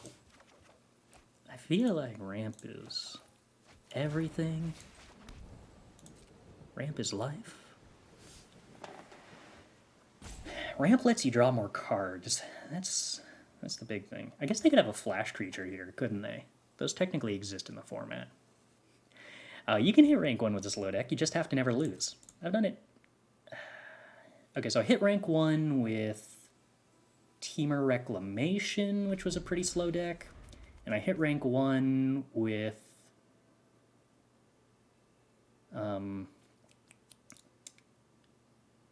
Temur Adventures, which could be fast, but most of the time was pretty slow. And I hit rank 1 with Wet Gruel Magda, which admittedly actually was basically an aggressive deck. So that one definitely checks out. That was easier. Clover was so grindy. That was after Clover. That was the Temur Adventures lists that ran Goldspan and Alrund's Epiphany. Turns out there were a lot of Temur Adventures lists, because that was where all the adventure cards that were good were. I gotta sorcery speed this, otherwise it's going to cost more on their turn. The question is mostly just what do I discard? I don't necessarily think it's Jwari Disruption, but it's probably Jwari Disruption. No, it should have been Spikefield Hazard. Punished. I wonder how many copies of Soken'Zan our opponent's playing. The ability to make 2 hasty tokens does actually seem pretty reasonable in their list.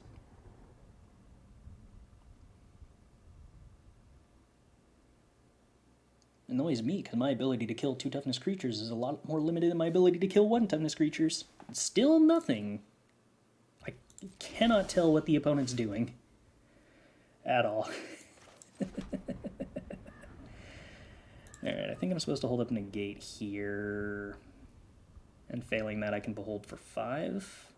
I guess I might as well foretell Behold the Multiverse, because I'm never planning to do anything else that I can think of here. I guess maybe I could potentially want to like double Spikefield on their turn. I like watching people grind rank 1 a lot more than grinding rank 1 myself.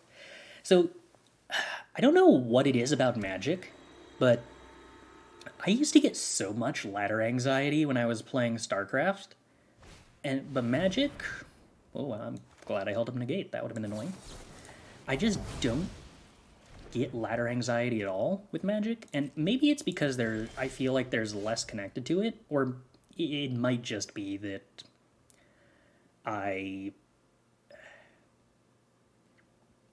don't feel like I have anything to prove to myself with the arena ladder. I don't know.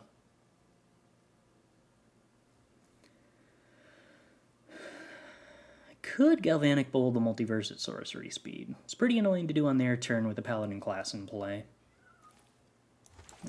Probably should just Expressive Iteration. We will take Unexpected Windfall. And a land draw. Love to see you do an off-style day where you play nothing but aggro decks. I feel like I do play aggro decks occasionally, right? I'm probably supposed to Galvanic Windfall rather than just Windfall. That's probably correct. It is drawing more cards, which is probably strictly better. I mean, like, I spent a lot of time playing Magda and Gruul aggro, I think. Admittedly, maybe that's not completely true. Yeah, I would get, like, sweaty and nervous and heart rate going like crazy when I was playing StarCraft. What's the name of the company that was a bunch of old StarCraft devs that popped up and is building a new RTS? It's like Frost Giant or something? Frost Yeti? I might have to stream whenever that RTS comes out and just be like an embarrassing mess. That'd be a lot of fun. Oh, okay. I get to take some extra turns, you say. 3 mana extra turn. Use 3 treasures. Probably would rather use the 2 mana Galvanic.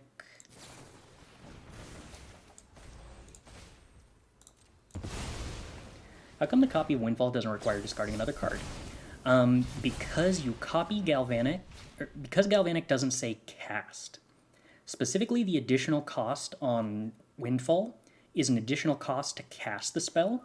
So if the spell gets put on the stack for some reason that doesn't involve casting it, you don't have to do it. If instead of that line of text, it was a effect of the spell, like it just said, discard a card, then draw 2 cards and create 2, we would have to do that one. But here we do not. Alright, 3 mana, 7 mana. I guess I should just take more turns, probably. Well, I mean, I can Behold the Multiverse first, I suppose. Try to find a ramp spell, so I don't have to use my treasures. Hey, cool, a ramp spell. Hey, cool, a Galvanic. Then we get to take even more spells. Oh, hey, cool, a Hinata. That's probably fine.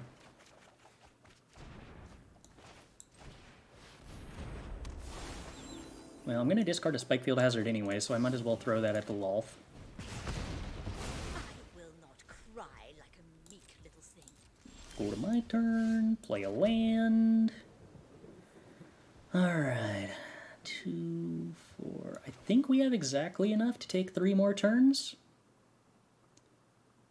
3, 4, 5, 6, 7. I believe so. Alright. This is kind of why the opponent needs to actually kill us.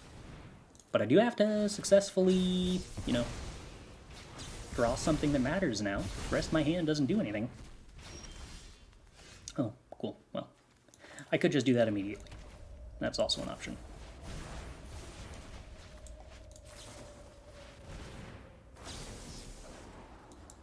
Don't need lands. Magma Opus is helpful. Another Magma Opus is also helpful. Okay, so we play a Hinata. Another Magma Opus is also helpful. So let's see. Damage, damage, damage. Yeah, why not? Damage.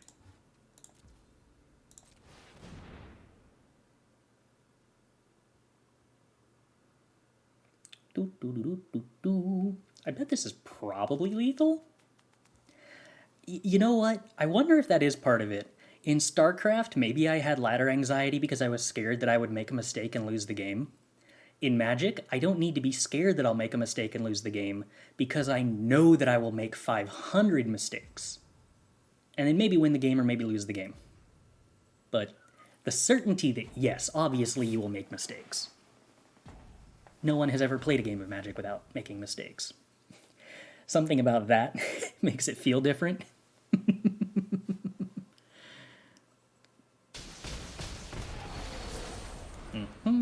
And then we're going to cast a Magma Opus and deal damage and deal damage and deal damage and deal tapping.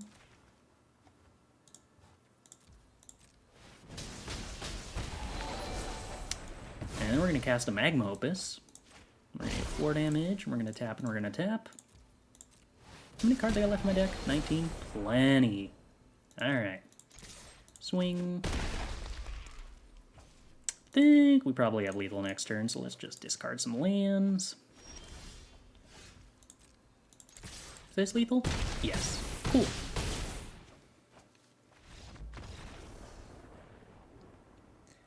It's true, forgot about the lag out, but it's harder to fool yourself in a arena you can blame everything on variance and truly believe it. I find it a lot easier to blame myself in Magic, but maybe that's just because I've got more practice at it. I truly think the better you get at blaming yourself for your losses, the better you're going to improve as a player. So I have spent a long time practicing how to blame myself for every loss. Even when it's really hard and it doesn't feel like you did anything wrong, you still have to accept that you probably just aren't good enough to notice what you did wrong. The fact that my opponent tried to sideboard and burn down the house sort of makes me wonder if I'm supposed to play Test of Talents, but it's probably not actually a good idea. But also the way the opponent has played this makes me feel like if they're actually a tokens list, Smoldering Egg is probably something I'm legitimately supposed to be playing. So we're going to cut the Abrades and bring in the Smoldering Eggs, and then I'm going to sit here and debate if I want to play the 4th Smoldering Egg or not. Because they certainly did not seem to be heavy on hand hate, which does mean I could trim a Behold the Multiverse. Especially if I'm cutting the Abrades. Should I be cutting the Abrades? Given what the opponent has demonstrated, should I not actually be this heavy on Beholds? I'm nervous that I'm about to get juked. But alright. I'm willing to believe what you showed me, opponent. Hopefully you didn't lie. That'd be very rude. Tiamat the Kami War and some dragons. Alright. Tiamat and dragons seems to be going a little deep, but okay. Hinata's not a dragon though, right? You can't tutor it up with Tiamat? So is it just there for Magma Opus? Oh, are we down to 88%? No, we were at like 92% earlier. Oh, I don't even have the overlay up here. Jokes aside, don't you ever chalk it up to a result of variance as I understand it, and I don't understand it as much as you. Ignoring your mistakes and blaming variance is bad, but blaming yourself for things that are truly out of your control isn't great either. So, sort of. It's very, very annoying when you stare at a match and can't think of anything you did wrong, or some way you had control over the game. Because, yes, those games do exist, but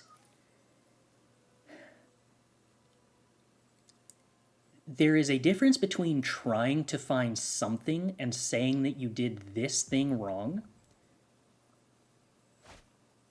No, what's the actual way to put this? It is an error to find something you did and say it was wrong because it didn't work out.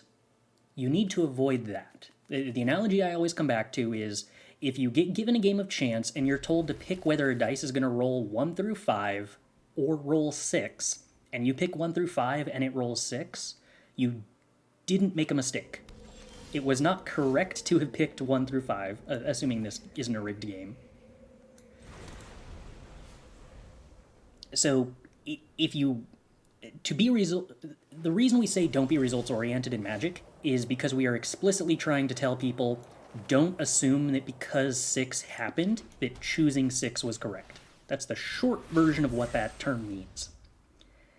So, if you view always assume you made a mistake as being an invitation to start making that error and looking back at your game and saying that you made mistakes in places that you didn't actually make mistakes, then yes, that's going to be a problem.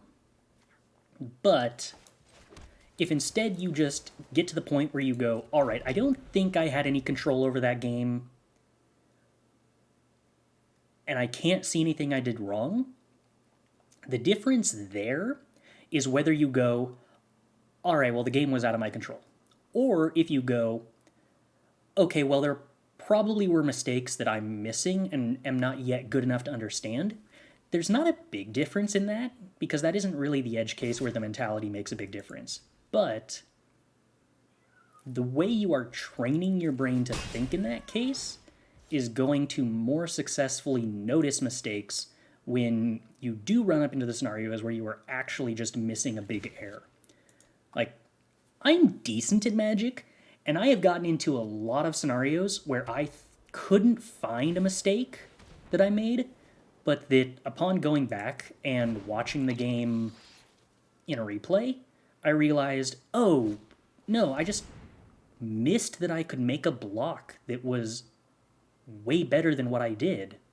And, like, the entire game spiraled out of control. I just didn't see the better block. Anyway, I've got the choice between Jwari Disruptioning this Demogorgon's Clutches or just casting Behold the Multiverse instead. Both options seem sort of equivalent here, to be honest. I mean, no, I guess Behold the Multiverse fixes for red mana so I can cast Smoldering Egg with Negate backup better.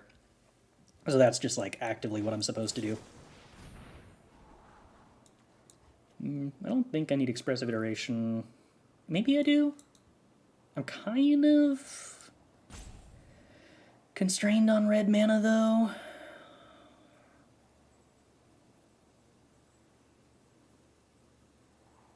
I feel like I'm probably discarding Jwari Disruption and Hengegate Pathway.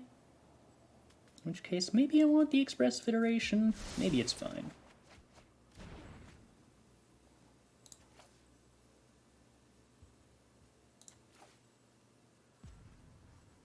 I'm not entirely convinced I should be keeping this Magma Opus.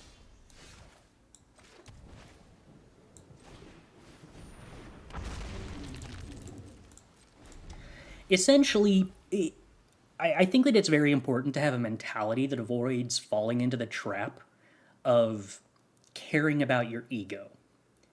Because every instinct in you that tries to tell you to accept some result of randomness that wasn't in your control as a reason that you lost a game is your brain trying to protect your ego by giving you some way that it wasn't your fault. And that's a very innate, very human urge, but it's entirely self-destructive. It's comfortable, but self-destructive. A very cozy blanket that makes you worse at Magic. And probably life as a whole, but I don't know. That's philosophy. I shouldn't have negated that, probably. Stop coping? Yes. Okay. Are we going to get a removal spell for Egg here, opponent?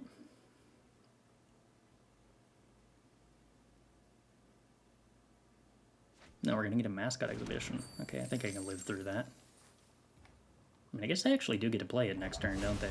Kind of missed the fact that they had more lands. A little awkward.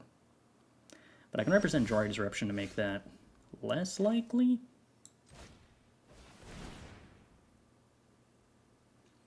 I wonder if I should have kept the Jwari Disruption just for transforming the egg's sake. Okay, well, luckily the Expressive Iteration hit Stellar, so not as big a concern. Should I represent Jwari Disruption, or should I kill the Florian before they hold up mana to sacrifice it? I think I wind up waiting. The pauses do make me think they have rights, which... baiting them into casting rights now would actually be kind of cool, because it would get rid of a treasure. That might be relevant. I still think I'd probably wait.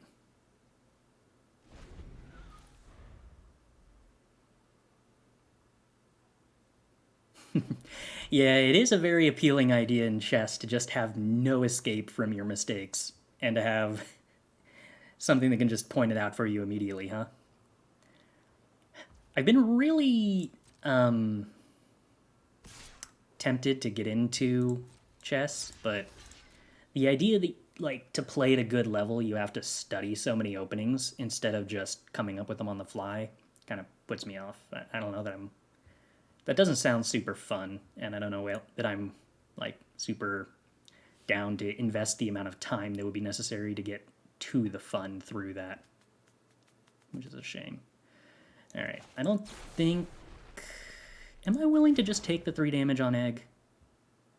Yeah, probably. Not. You want to sack this thing, opponent? I feel like they wouldn't attack unless they had some sort of, like, post-combat thing they were planning to kill the egg with.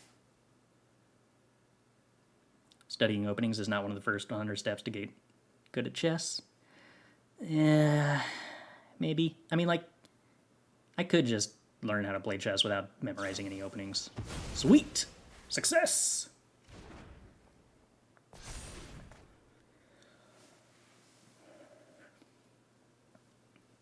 I suppose it's a matter of finding, like, how to play against players at your level, instead of, like, well, how do I get to a tournament level in chess? Which I suppose is kind of what I'm, like, equating learning chess with. Openings were what eventually put me off improving at StarCraft 2. I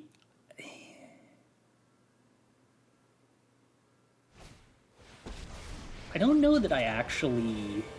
I guess maybe it's the same thing, because in StarCraft I kind of got past that by just not learning openings.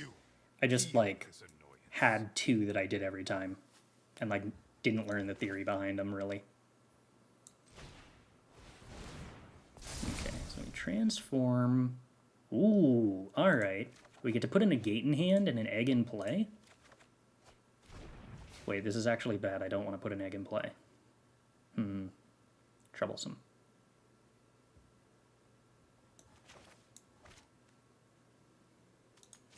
Do I have to? I kind of messed this up. I thought I had enough mana to egg Spikefield hold up Negate, but I do not. So I could just abandon the egg. Yeah, I should have played the land. Wait, no, I didn't have the land this time, right? No, okay, so I had Galvanic or egg. So I really didn't have a choice here. Do I lose the egg? I could just not trigger Ashmouth Dragon and let them uptick the Sorin, I suppose. That's probably the healthiest thing to do.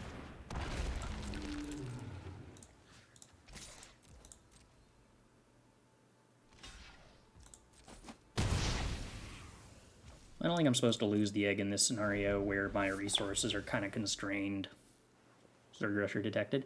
So I was a Zerg player, but I did the opposite of Rush. I was a Zerg macro cheeser. I liked holding rushes, and I liked winning the game because I had more resources than my opponent. Does that sound familiar at all? Although at least while playing Zerg, you got to have the fun of, like, I'm going to put 2 Mutalisks in my opponent's base, and if they're not good at multitasking, they're just going to lose trying to deal with it. It's not going to kill them, but they're going to forget to macro. As much as I want to promote Chess 960, the truth is the beginners still find a lot of solace in hiding behind one opening system for every game, and chess coaches still need openings to monetize their careers. So yeah, we can't truly get rid of opening study yet. Okay. That's an interesting... I never really thought about how, like, openings in chess might be equivalent to, like, the idea of the sideboard guide in Magic of, yes, here is how we push content. Did you ever play Dota? Were you a farmer in it? No, I played support in Dota. Not at, like, a terribly high level, and MMR inflation has happened so much in that game that it doesn't mean a bunch, but I was not quite semi-pro, but just below semi-pro as a support. Admittedly, I was part of a team that was much better than me, but I don't recall whether we ever actually won any money, but we did get close in a couple of tournaments.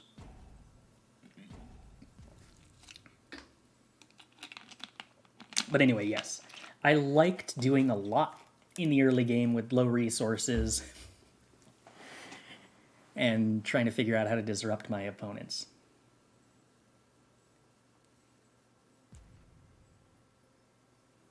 Dota's a hard game, MMR, and the game doesn't mean much till you hit around 7k. Yeah, that's what I mean. Inflation in Dota with the MMR makes it so hard to compare MMR from 8 years ago or 9 years ago to now. Because back when I played, Pro was 5k, and I was like 3.8, 3.9, and the players on my team who were actually semi-pro were like 4.5, 4.8.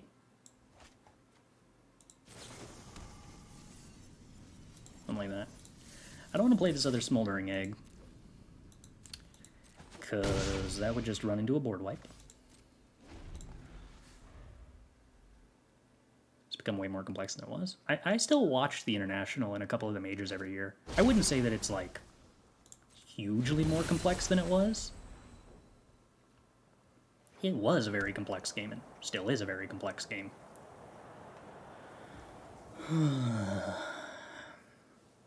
I could dump 5 mana into flipping my egg here and clearing out 2 of their creatures. And if I hit an untapped land, I get to kill the other 4/4.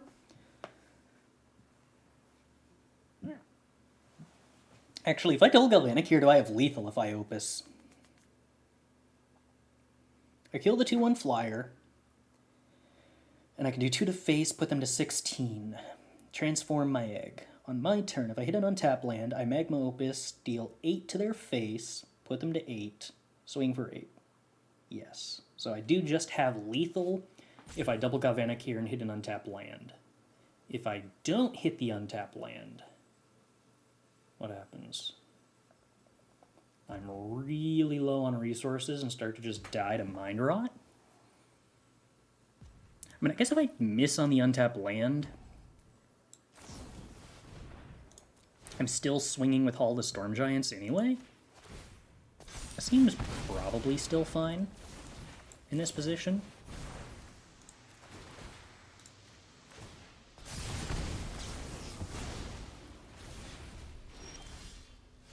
Spikefield. Awkward. Oh, right. No, because I didn't kill the 3/2, I can't swing with all the Storm Giants anyway. Ooh.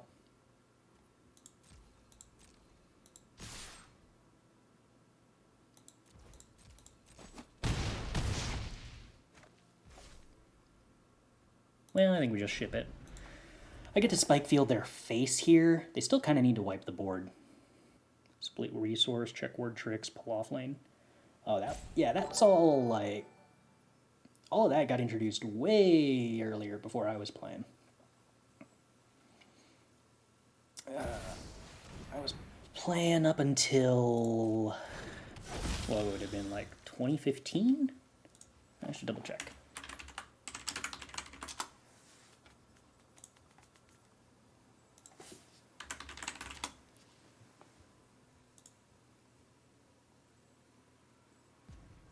Yeah, 2015.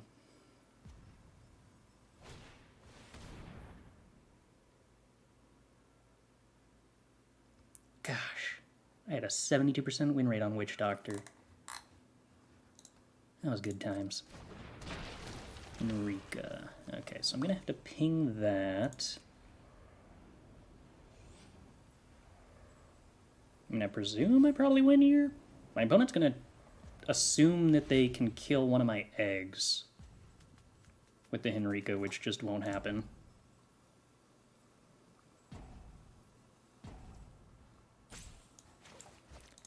Die for the purpose of getting the carry space. Now, dying for the purpose of getting the carry space is what a bad support does. A good support is supposed to not die to get the carry space, and get the carry space regardless. You just don't get levels, but you get to carry the space.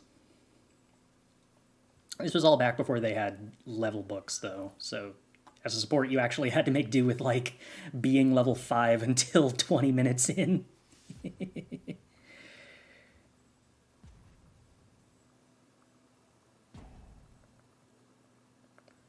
Alright, opponent. How you beating me? Alright, well, I guess Magma Opus is decent. I can't cast it, but it does do damage eventually. I can cycle it to cast the other Magma Opus. So do you have a removal spell for Ashmouth Dragon here, opponent?